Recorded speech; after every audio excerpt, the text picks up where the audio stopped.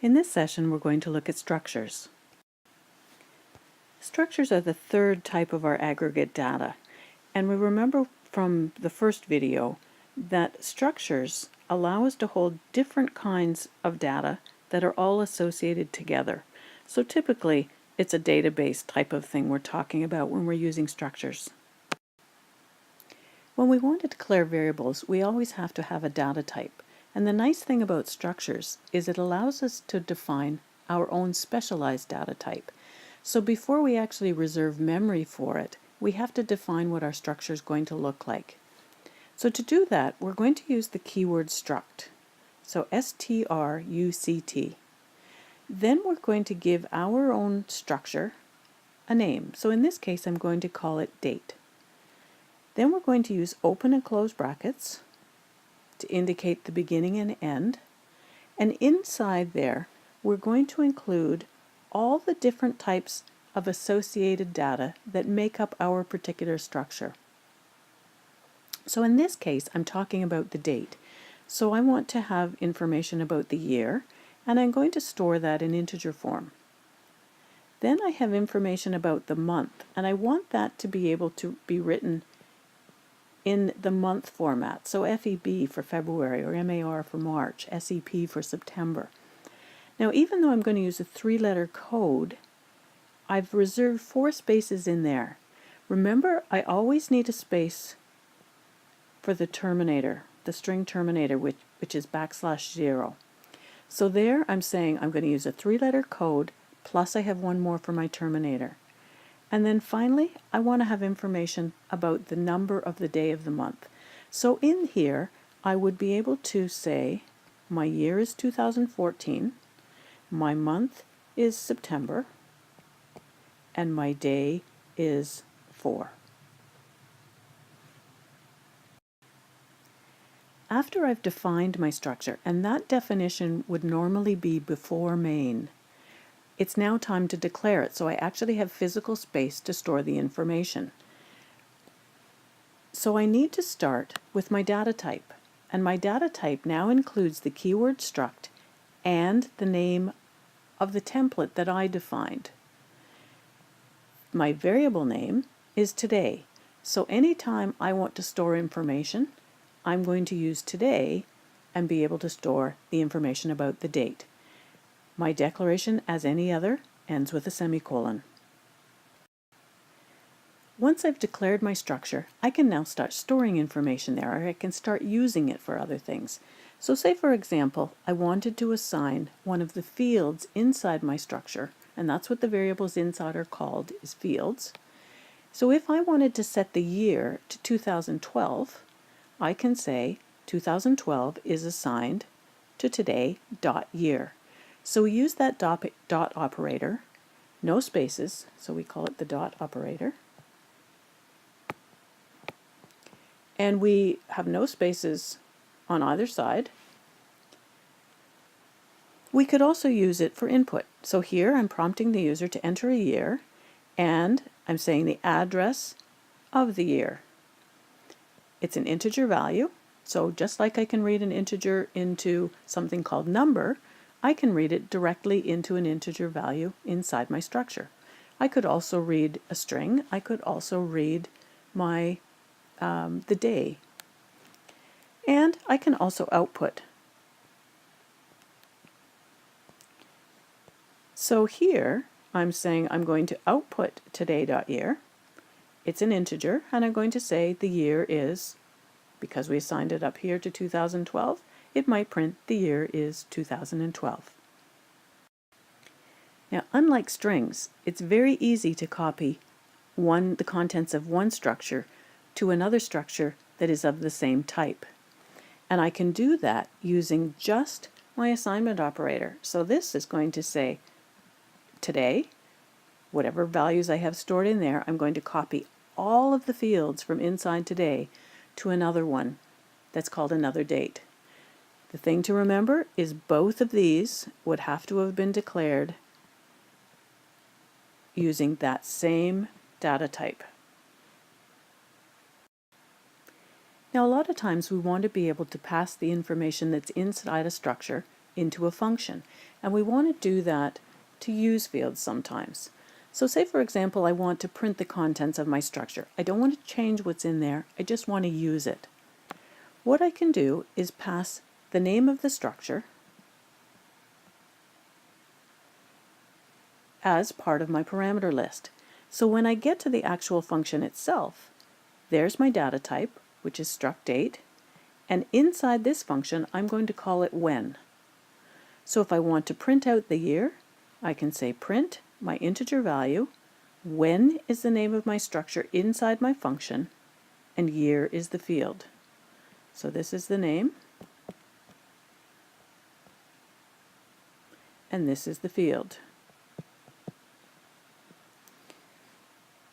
So remember, whenever I specify a variable here, whether it's a structure or whether it's a plain old integer value, that gets copied to the variable that's specified in my parameter list. So when is going to have all the same information that's stored in today. When I print it out here, it's if when had 2014, September 4th, I think was the date I said on the first slide, then it's going to print 2014. Now sometimes we want to pass structures into functions, but we want to be able to change the values that are in there and have them return back to the calling function. So here I've got a function called getDate, and we don't pass any information in, but I want to be able to have the user enter values and have them stored to my structure called today. So the function itself, there's the name, an empty parameter list as input, but here I'm specifying that my return type is going to be a structure of type date. And here I'm returning temp, which means temp has to be declared inside my function as a structure of the same type.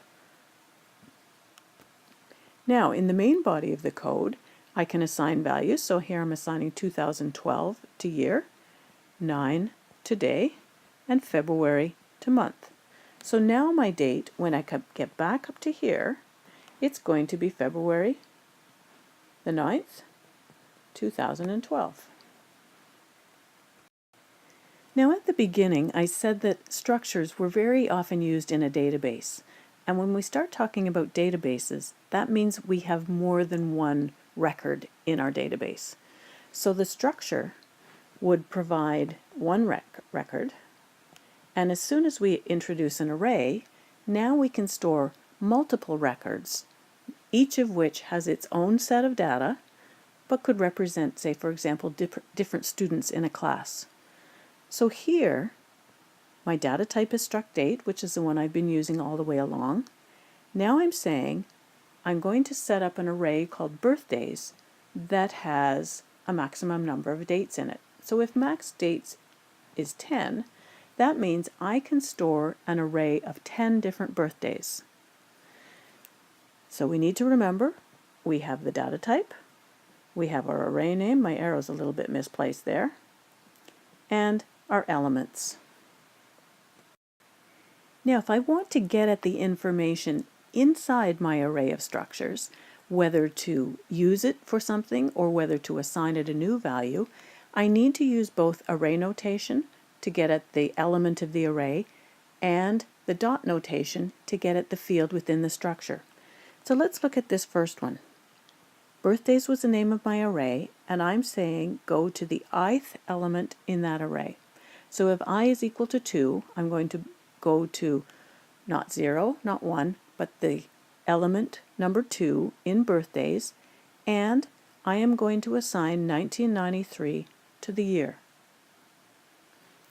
If I want to print it out, I'm going to specify which birthday and then which field. So the array notation is the square brackets with an index. My structure notation, dot notation, is the dot getting me to the field within the structure. And if I want to have the user enter a value, I say the address of the ith element in my array and then the specific field, in this case year. Now, what if I want to pass the whole array of structures into a function? Can we do it? Of course we can. So let's take a look at how we do that. So my array of functions is called birthday. So here I'm going to count how many people have birthdays in winters, given my whole set of data. It's going to return a count to me that tells me how many people have birthdays in the winter. So it's expecting here an array of structures. So there's my data type for my structure. This is what I'm going to call my array inside my function, and the open and close square brackets here tell me that it's an array coming in, not just one structure, but a whole array of structures now. My int over here tells me that I'm going to return, which I can see down here, a count that I'm going to calculate inside this function.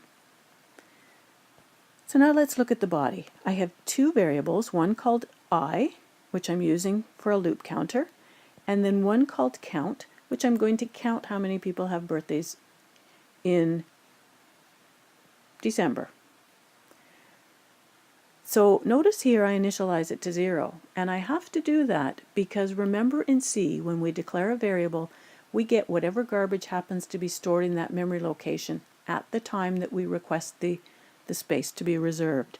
So if I don't set that count to 0, my count is going to start incrementing, because I'm doing an increment here. It's going to start from whatever garbage is in there. So it's very important that if I'm doing averages or arithmetic or counts, that I initialize that value first.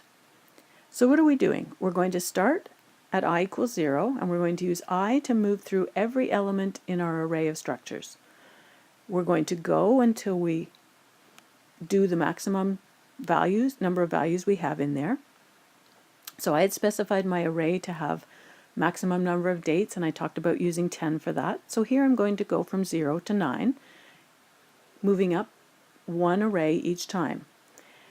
And now I'm going to look at them. I want to look at the months, and it's a string. So I need to go back to those string functions we talked about and use string compare. And I'm going to compare the ith element of my array called days, the month field, to the string DEC.